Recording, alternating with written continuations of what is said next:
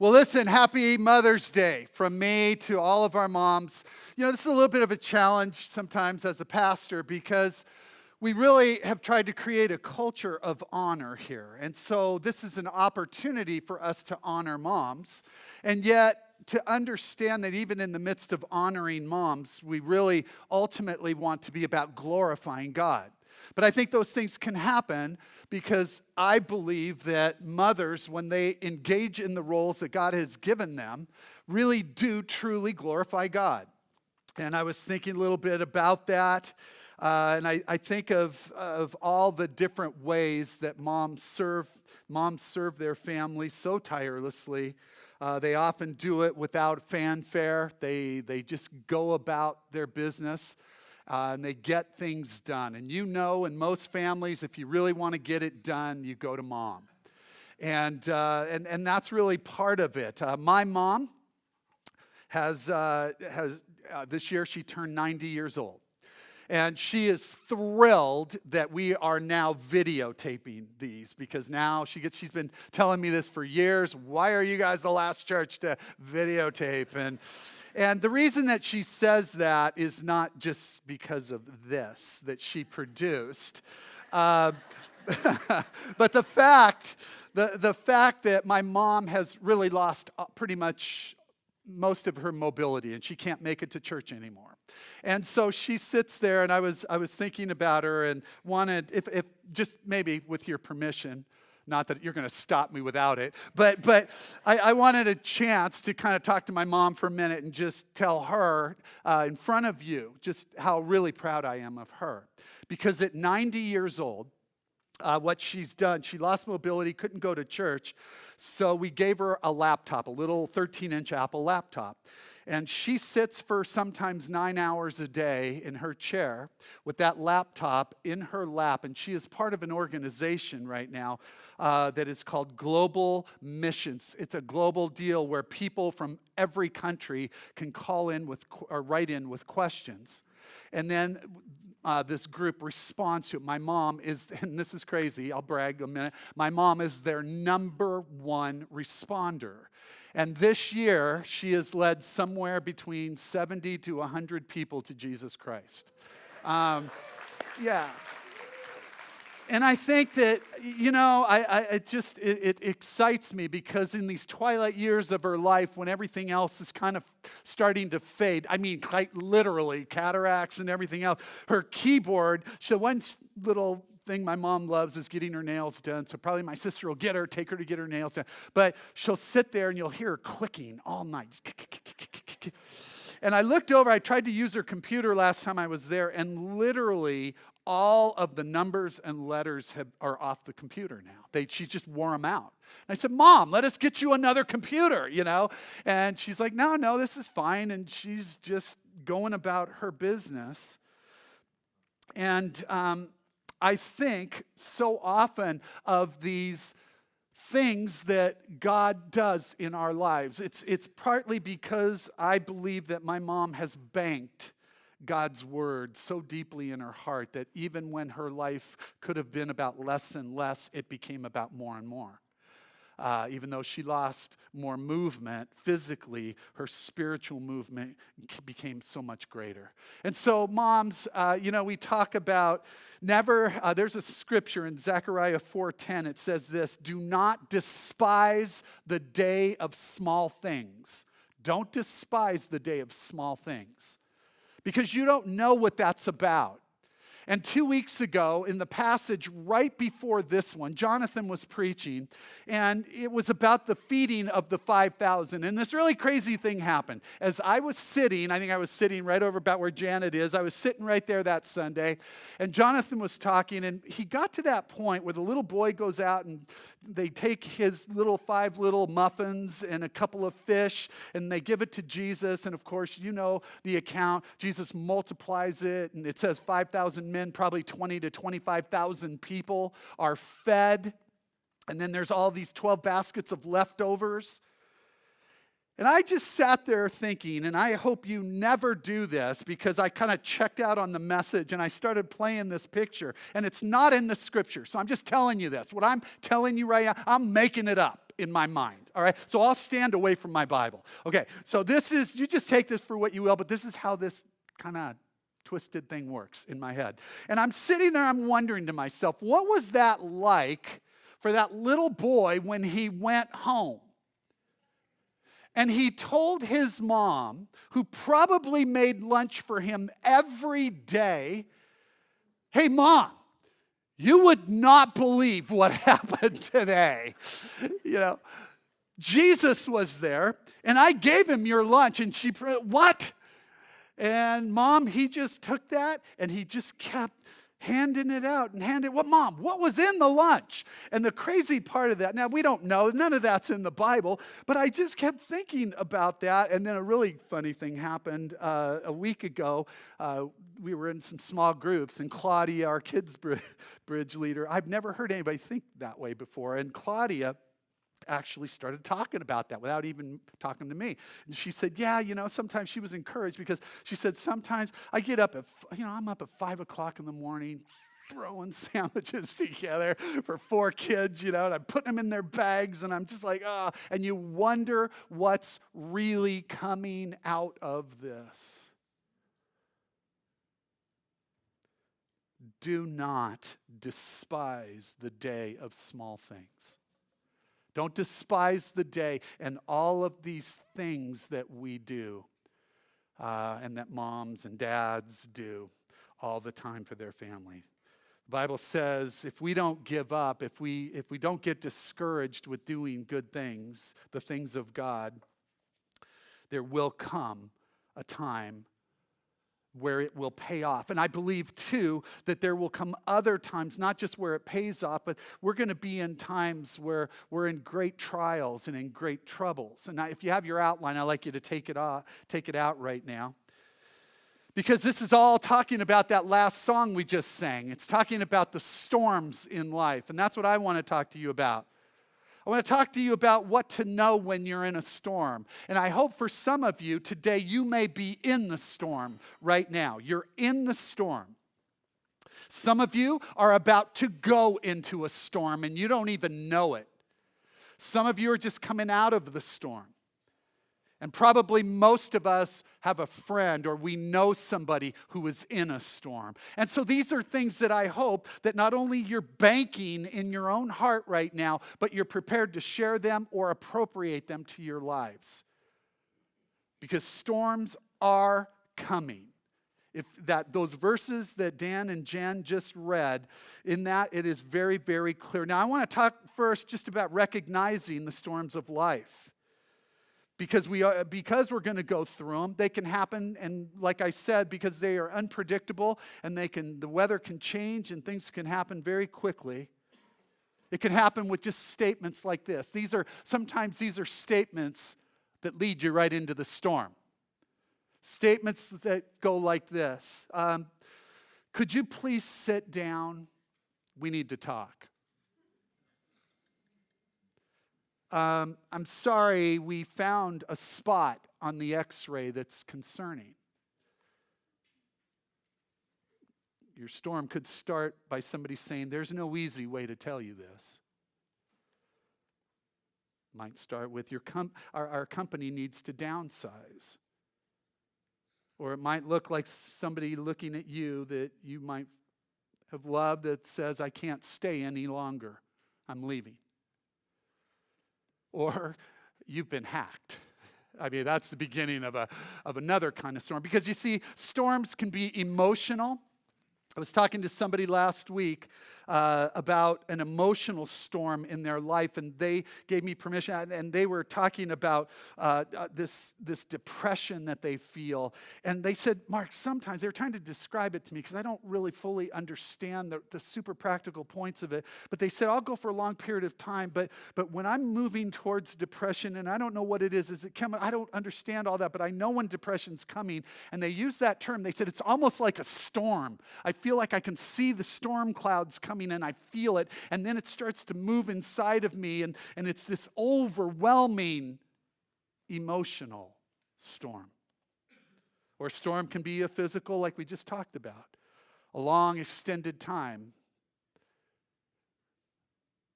I went through I was at a doctor's appointment. I think I shared this even with you as a church years and years ago.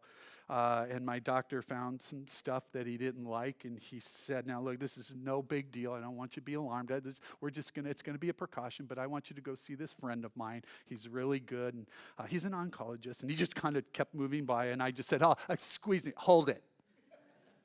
You see, because I know what that word means, oncologist. And he said, yeah. Storm time. You could feel the rumbling inside of me saying, I know that that's about cancer. I know that that's what an oncologist deals with. And we're grateful, obviously, for all of the outcomes. Sometimes storms can be spiritual. And a person's living in sin and they know it, and they're just in a place that they shouldn't be, and they feel that constant churning of the storm inside of them. And like we said, it can be financial. Maybe you're overextended in so much debt that it just feels like a monster storm that you're in. And then, of course, sometimes it's relational. Maybe your kids have made some really bad decisions and they're going in a really destructive pattern out of rebellion, and it seems like the rebellion is just growing. Or you have a spouse that's doing the same thing. These are all the storms of life. And like I said earlier, they are often unpredictable and they can come up quick, which is the case. Now we're going to look at an account that John is going to tell us in John chapter 6, and it's about this storm rising. I want to show you a little bit about it. Let's go, Fletch, to we took this. This is the Sea of Galilee, and Les and I were there. This is a boat that could have been like theirs. Now, this boat easily probably would just fit on this stage. They're somewhere between 27 to 35 feet. And they were different sizes. And let's go to the next one, because you could kind of see this is the rudder towards the front and then often. And this is in the time of Christ. These are the type. But there were many kinds of boats, and we're actually not sure. But this is a pretty good rendition. And the storm, this would be kind of like that little boat. That is also Sea of Galilee there. And it kind of gives you this feel. Now, when we say that this storm arose quickly, let me show you where they were trying to go. Now, they started, actually, Fletch, you can do this, right? Show us where they started right there on the eastern side, the western side, eastern side, and they are moving towards Capernaum. That's where the Lord has told them to go. Thanks, Fletch. Just had to do that, didn't you? All right. And so that's where they're headed. Now, that's about a 6-mile trip, as we just read, if you were really paying attention to some of those details. But if we go to a topographical map, go to the next one, what's so unique about Israel is the Dead Sea would be way down here, the lowest point on the earth, the lowest big body of water on the earth. The Sea of Galilee is over 700 feet below sea level. Now, this is a big lake. Some of you think Long Lake. No, this is a lake, okay? This is a very large lake. And so you saw where they were headed. Up to the left is Lebanon. And the mountains that Jesus probably went up into right from the sea, we would now call the Golan Heights. So there's a lot of fun stuff happening over there with rockets and stuff into Syria right now, if you've been watching the news. So Jesus goes up a ways into these mountains, and he sends his disciples in the boat. But coming off, at night especially, coming off the Mediterranean, you will see this incredible, there will be a wind that comes down. And as this wind comes down, it will take this valley down here. And what it will do, this valley starts very high, and then it goes very narrow right into the sea. And what happens? Come on, people. What happens when it goes from wide down into a funnel? Velocity just increases. And we were at a point one time, we were in Tiberias, and we were in a hotel there on my very first trip, and I was there with a guy named Carl. We were on the 16th floor of this hotel on the balcony one night, and it was about 7 o'clock, and we watched this perfectly calm lake that's dropped down in this bowl, 700 feet below sea level. We watched these winds hit it and just move across the lake into a monster storm. And even today, when that happens, even motorboats, everybody gets off immediately. They drop whatever they're doing and they go for it. Well, this is exactly what is happening in this storm. And not only does it happen here, but I believe it happens that way in our lives, where all of a sudden, very quickly, things can change. They not only change to throw you into a storm, but they can also change quickly out of a storm. And so we pick up the account that you just read right there, and I hope you keep John chapter 6 open, because what we're going to do today is we're going to look at some different passages. Now, a lot of times people think, oh, well, that's why the Bible contradicts itself. Because over here it said one thing, and then and there's 4 gospel accounts. And so why is Mark's gospel different than Matthew's account? And why is Luke's often different than theirs? And when I say it's different, and you will notice this, as one person said, they are not contradicting, they're complementing each other. And you will see the perfect example of how that works right now, today, as we look at this. And so I want to give you, first off, as you start to recognize these storms in your own life, I want to give you 3 things that I think you need to know that come out of this passage. And the first one is this, and if you can get a hold of this, it matters. And that is that there is purpose in storms. There is purpose. Now, I'm sure if you're a fisherman, it just sucks. I mean, you're out there, you wanted to do some fishing, and it just all got jacked up. It's all messed up. But in the storms of life, as we walk with God, God says there is always purpose in storms. And I just wanted to go through, and the more I did this, I found this scripture in James chapter 1. Look at the screen. And you don't even have to turn there. In James 1, the half-brother of Jesus, he says it this way. Consider it a great joy, my brothers and sisters, whenever you experience various trials. Can I just say that's a trial? That's a storm. Whenever you go into a various storm or trial, a trial is a great problem. Because, verse 3, because you know that the testing of your faith produces endurance, and let endurance have its full effect.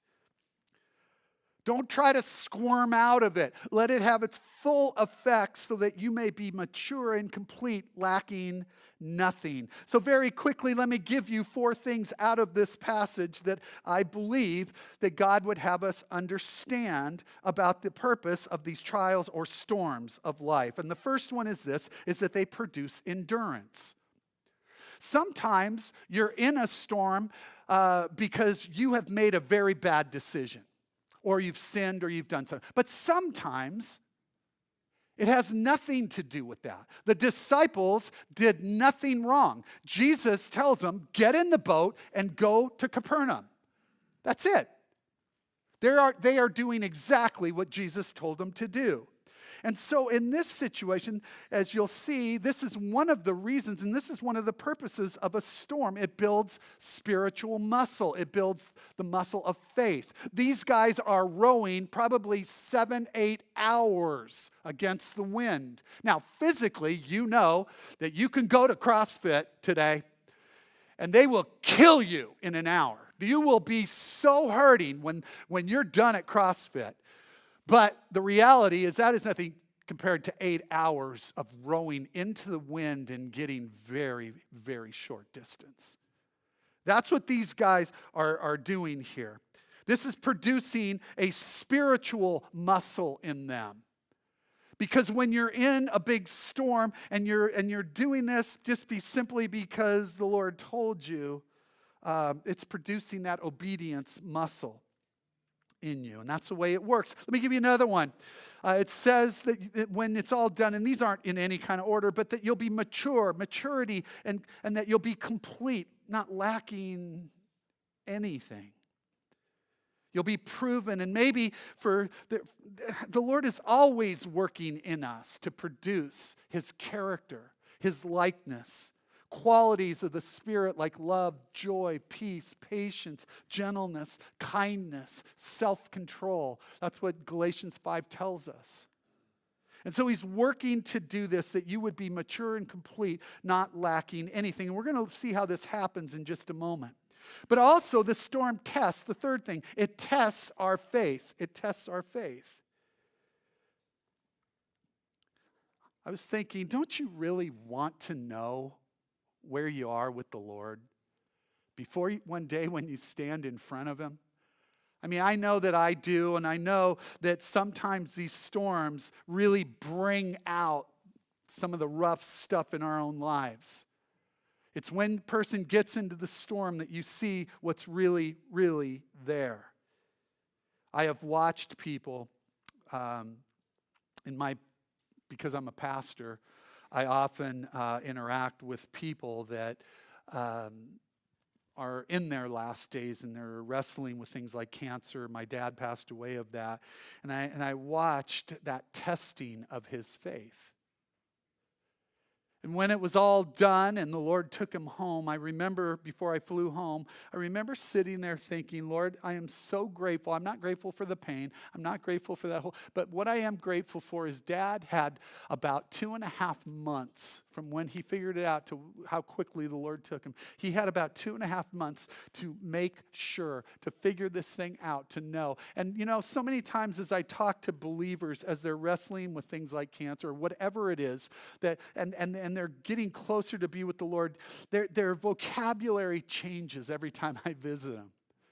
And usually towards the end, you know what they're saying? Mark, I just want to go home. I just want to go home.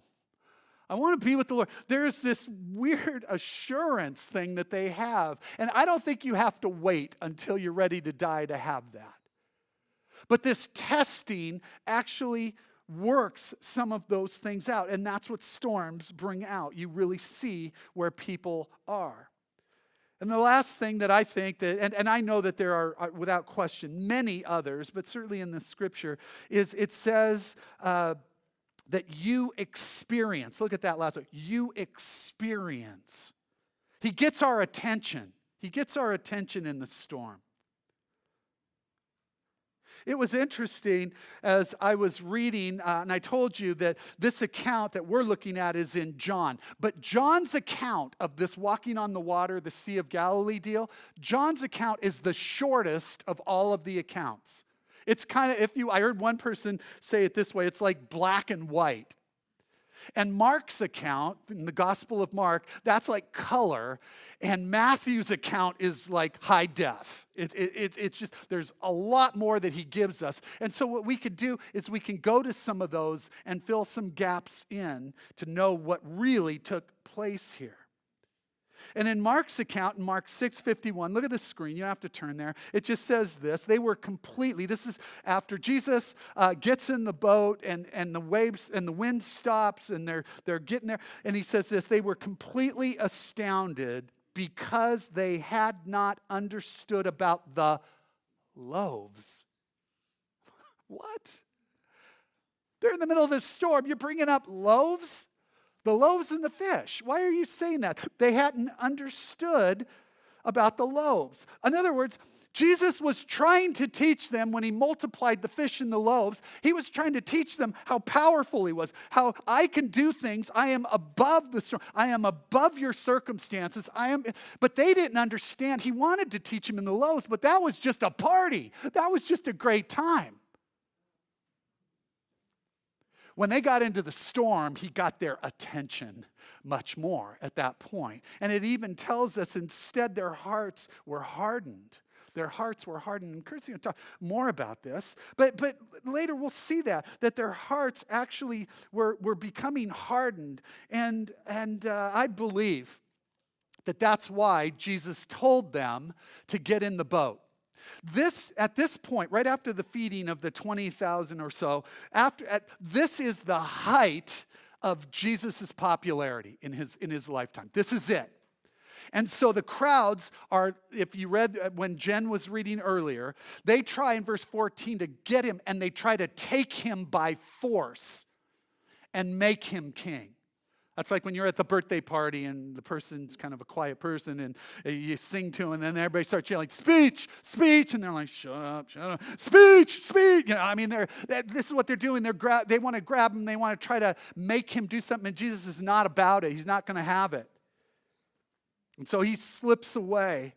And he realizes, man, these guys are getting a little too into this. I mean, it's like they're rock stars. Oh, you're part of Jesus' posse here, man. Are you kidding? That's incredible. Well, okay, let's go. And Jesus, I think, knowing some of that, in the middle of the night, he dismisses and he says, okay, guys, get in the boat and go to the other side. Get in the boat and go to the other side.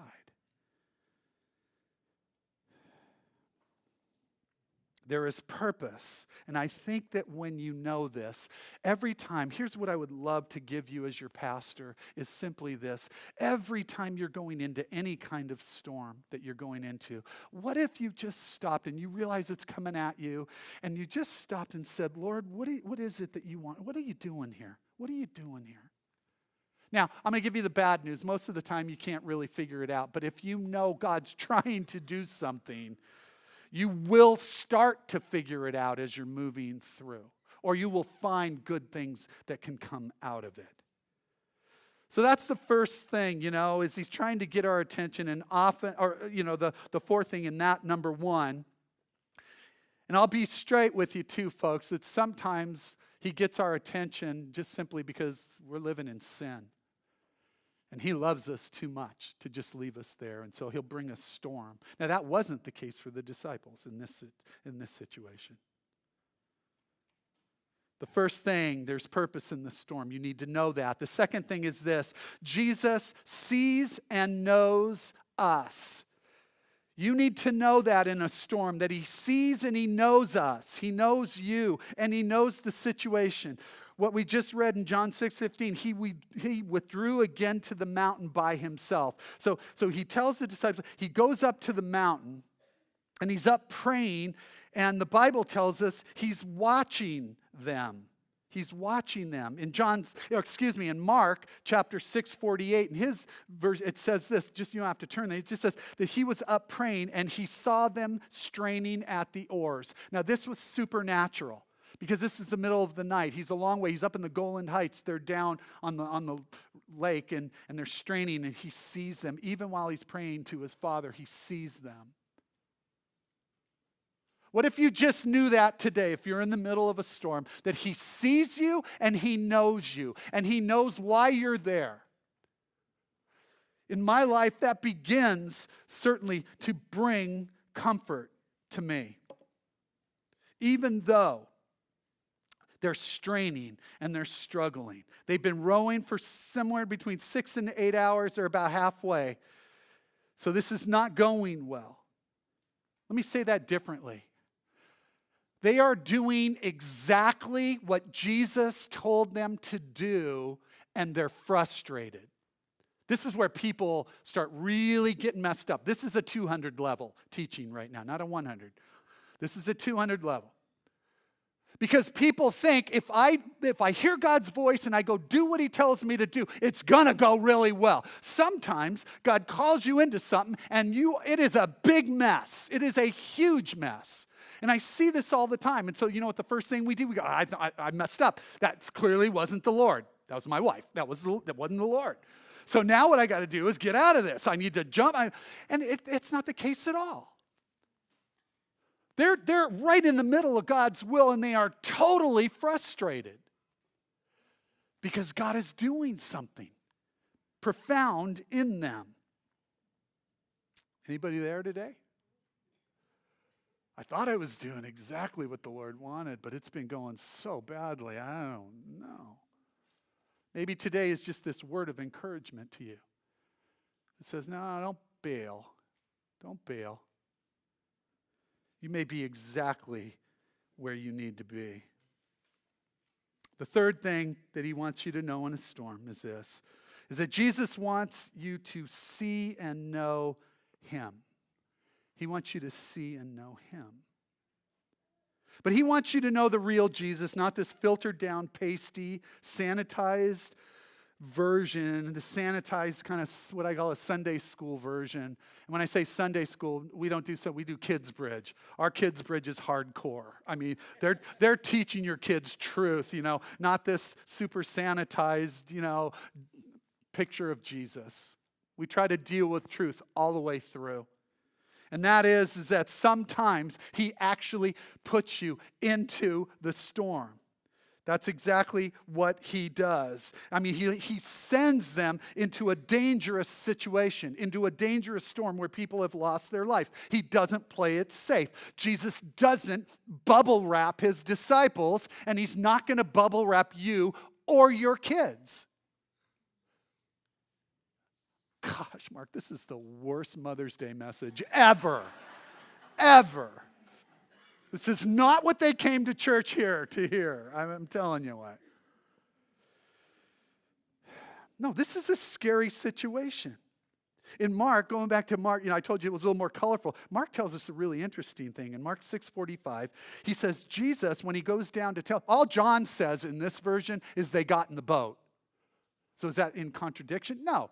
Mark just tells us something happened right before that. And here's what he says happened. In Mark 6:45, he says that Jesus went and he compelled his disciples. The actual word in the Greek is anakazo. Anakazo. It means compel. It means he made it clear. He ordered them, get in the boat.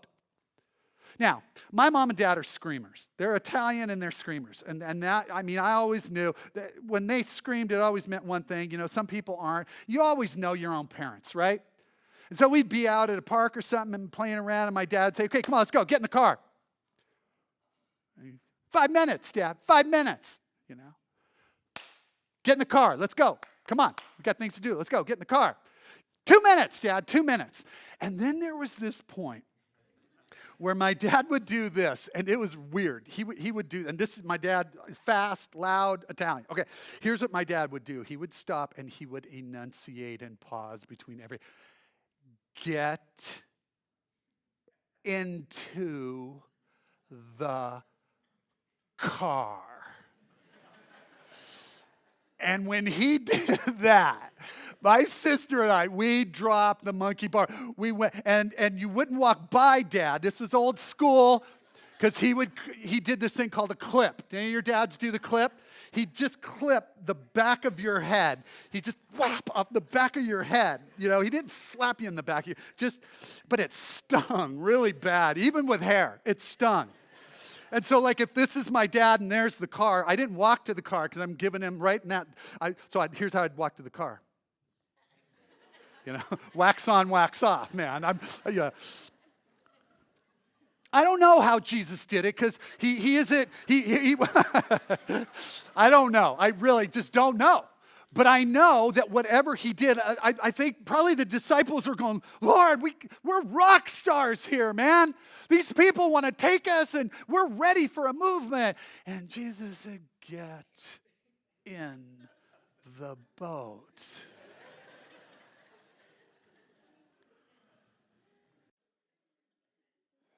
Oh, get in the boat, man. Just get in the boat.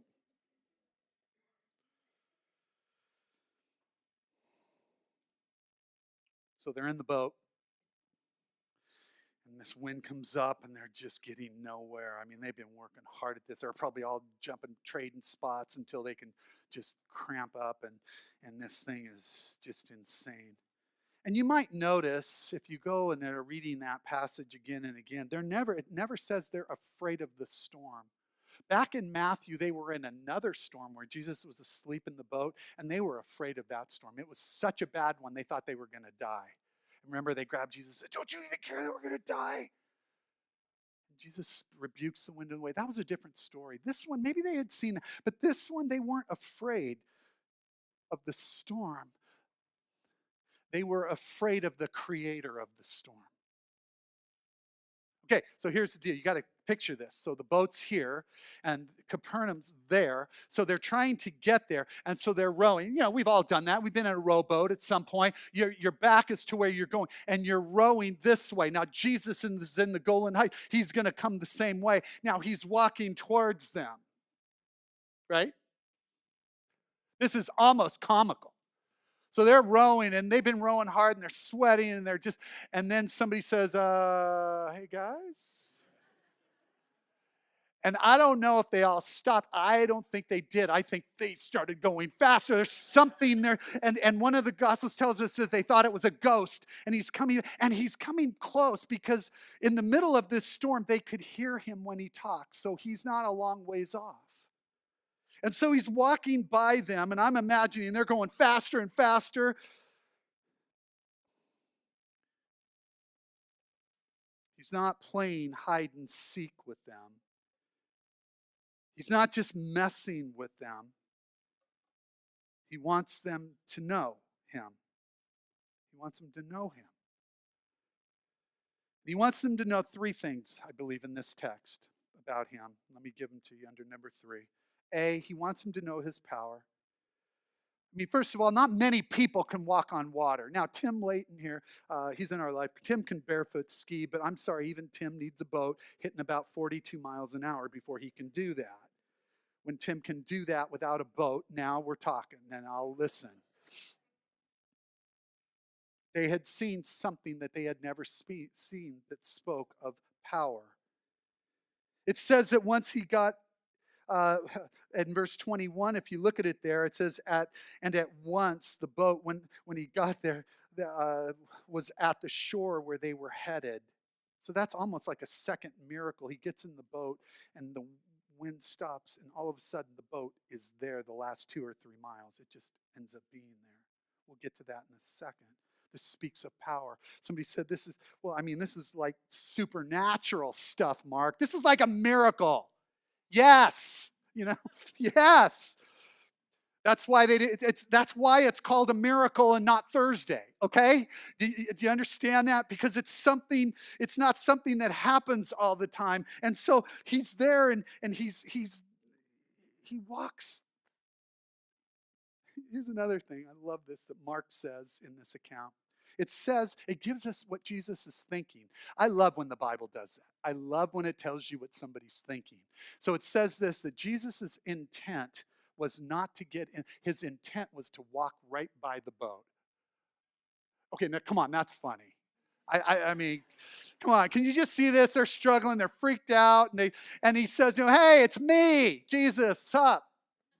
And and I don't quite get it. I tried to imagine this wave thing. So he must have just kind of gone up and down, and they're struggling, and waves are probably punching up over the bow of the boat, and he's just walking like, hey. I think maybe what he's trying to do is just say, look, I'm here. I'm here. Which goes to the next point. His presence is there. He wants us, when we talk about to see and know him, he wants us to know his power, but he also wants us to know his presence. I'm there with you always. How many times does Jesus say that? How many times? In Psalm 34:18, it says, the Lord is close to the brokenhearted. I'm there with you. When Jesus ascends to heaven, he says, and here's this thing called the Great Commission, and he says, oh, I will be with you always, even to the end of the age. I'm with you. Maybe that's what some of you need to hear, or some friends of yours need to hear, is that he truly is with you. Even though you may not be able to see him and feel him right now, he's there.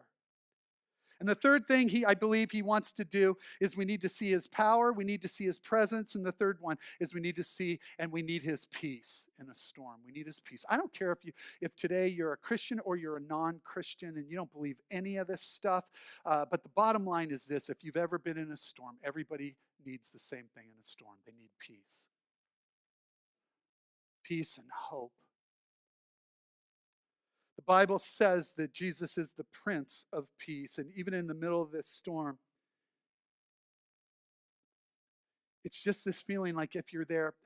When my kids were little, they would, like they went through that stage where, they're in a dark room and they're afraid of the dark and stuff. And so what they would do is they call out for mom, dad, so they come in. And it was the funniest thing. They would explain. I'd go in and I'd sit down and they would explain what they were afraid of. And then they would be explaining this thing. And then they're all done explaining it. And I'd say, okay, do you want me to check in the closet? Do you want me to check under the bed? I can do that for you. And it's like, no, it's okay. Why? Because you're here. You're here. I'm not worried about it if you're here. I think that this is part of it with Jesus. I think this is part of this very same thing, is that he is there. He walks out to him and he says, do not be afraid. It is I. Now, we talked about this a few weeks ago. Can I tell you what it says in the original Greek language? It doesn't say it is I. That was translated for us to make sense. He literally said, do not be afraid. I am. I am. The great I am. I am here. I am in your presence, and I am here as the great God, and you do not need to fear. Charles Spurgeon, the old fiery preacher, decades ago, said it this way. In his version of the Bible, he said, it says, do not fear 365 times. He said, because I believe God knew we needed to hear it every day. Every day we need to hear, do not fear. So here's the question. How far do you take this? Okay, so here's what's happening right now in this room. I'm talking about a storm. This is almost like Jesus is just walking by, right? He's just walking by. We're banking this. Maybe when I get into a storm or something about it. Okay, but how far do you go with this? Especially if you're in the storm. He's just going to be walking by. I told you in in Matthew chapter 14, that's the high def version. Matthew puts something in this account that nobody else does. And you've heard it, if you've been around church long, you've heard this. It's the account of Peter being in the boat. This was when it happened. And so Jesus is walking by, and one of the things that happens, I don't have time, I'm just going to lay this out for you. You've probably heard this before, but Peter's in the boat, and right in this little slot right here, Peter says, this is really interesting, he sees them, and they're all terrified, and Jesus says, I am, it's me, Jesus.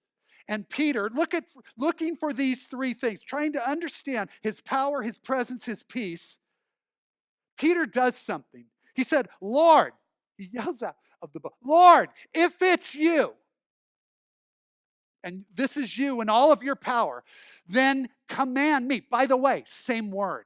Compel me. Command me. Only not get in the boat. Peter, get out of the boat, And here's Peter, and he says, Lord, command me to come out there with you and let me walk on the water with you. Now, every time I've ever read that story, I love that story because you know how I think of it? I think of Peter, and maybe if I were like Peter, I'd go, that's cool. Walking on water. Nobody's ever done that. Could I do that? I mean, that would be a hoot. I couldn't wait to get back to my life group, tell Dan Gilday about that. Dan, Okay, so, I mean, I've always kind of looked at it that way. I don't think so. After reading this account, knowing that it all happened there, I think what Peter was doing is he was saying, Lord, the only thing more dangerous than being in this small boat in a big storm, the only thing worse than that is being out of a small boat in a big storm, right? But Jesus, I would rather be out there with you than in here with these guys. I'd rather be out there with you. And Jesus says, come on.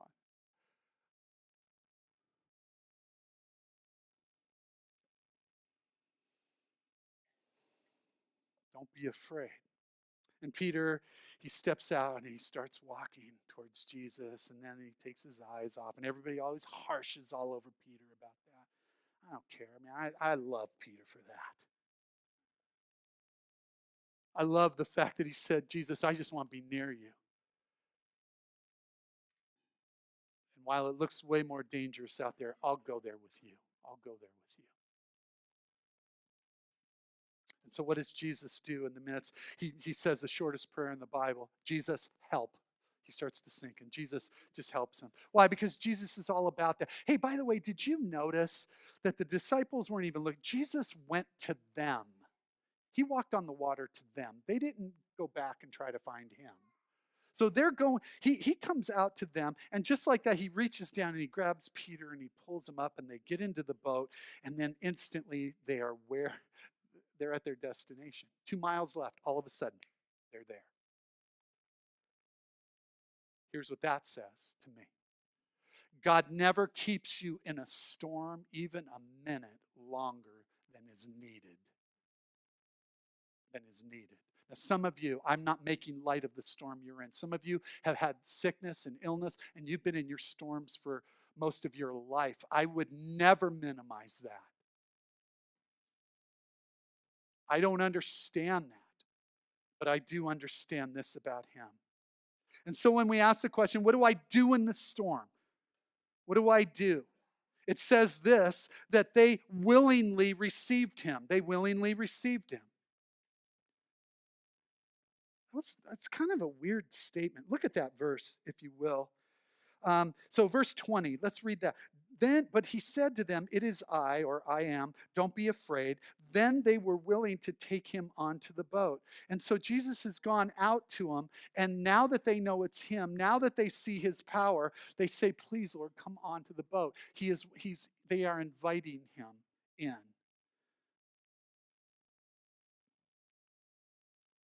I believe it's our call when I say, how far do you go with this thing? Because I think that there's all kinds of people today that are wrestling and wondering about these kinds of things. And you don't have to wonder and wait for the next storm. If you're in a storm, you certainly can invite them in. That's why we have people down here praying at the end of services. They just want to pray with you in the storm, maybe, that you're in. But if you don't know Jesus, he's inviting you in today. Revelations 3:20 is one of my favorite verses.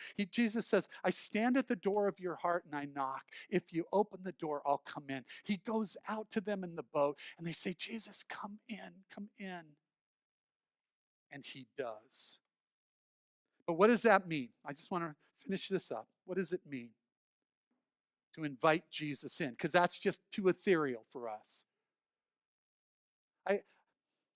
One of the cool things, there's not many, but one of the cool things about getting old is the fact that you got this big database of things, that you remember. And years ago, there was this bumper sticker. I hated it then. I hate it even more now. It just says this, and Christians put it all over their car. If you did, I apologize, sorry.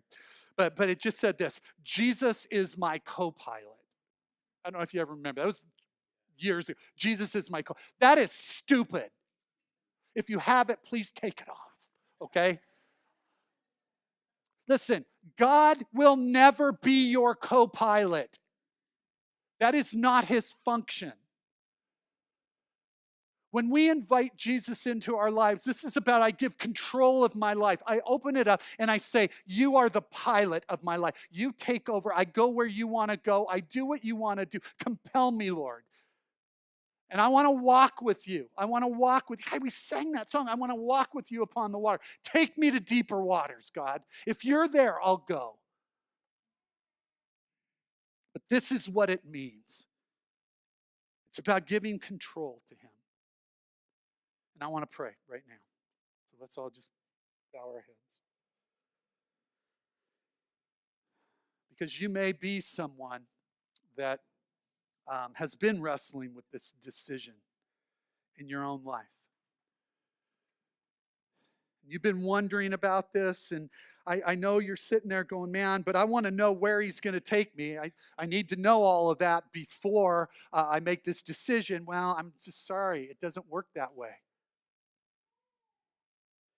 When he calls us to trust him, to believe him, to know that he wants our best and that he loves us. And yeah, I want you to know he's going to take us into some dark places. He's going to take us into some hard storms. But we need to get after that.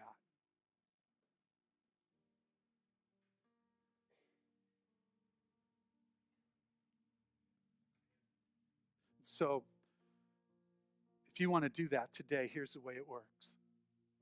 Let's not make it long. Let's not make it hard. Let's just say it this way.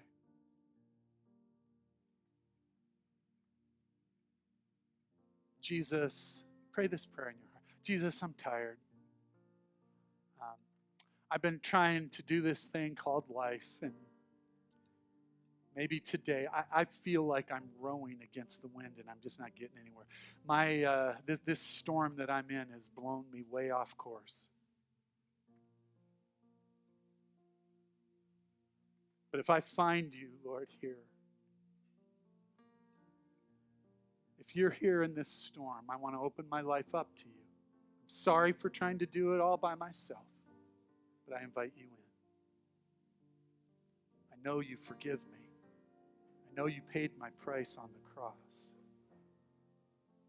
And you know that I don't know a lot of the other stuff that a lot of big Christians know, but I want to learn. I just want to walk with you. I receive you into my life. I receive your forgiveness. And I give you the helm of this ship. And if you prayed that prayer just now in your own heart, if you just meant it, if you listened to me and you just said, yeah, along with a whole bunch of other people, I want to invite you to these tables. Because these tables speak of that. We call it communion. They speak of forgiveness and that Jesus died and gave himself for us and he shed his blood to forgive us of our sin. And some people are wondering, why do we do this every week? Because we need to remember it every week. So if you want to participate with us, even if it's your first time, I invite you to these tables. Just take a piece of bread, take one of these little cups, and then go back to your seat and we'll share them together.